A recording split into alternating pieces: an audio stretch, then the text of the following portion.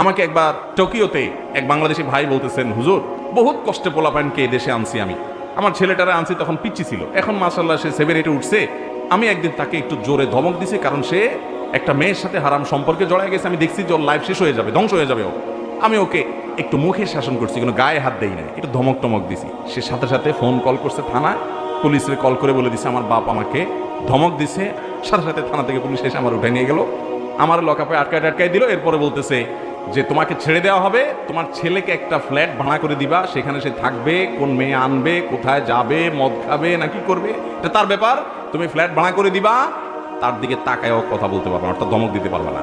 যদি ফার্দার তুমি তারে কিছু বলছো আর সে আমাদেরকে অভিযোগ করে, তোমার খবর আছে। আমাকে ওই বেচারা জড়ায় ধরে বলতেছে, হুজুর এই দুঃখের কথা কাকে বলবো, সবাই তো জানে জাপানে আছি, ফ্যামিলি নিয়ে খুব সুখে আছি, শত শত প্রবাসীদের দুঃখের কথা আমার বুকে আছে। সন্তানরে আপ টু ডেট টেডি বানাইতেছেন, মানুষ বানানোরে মুসলমান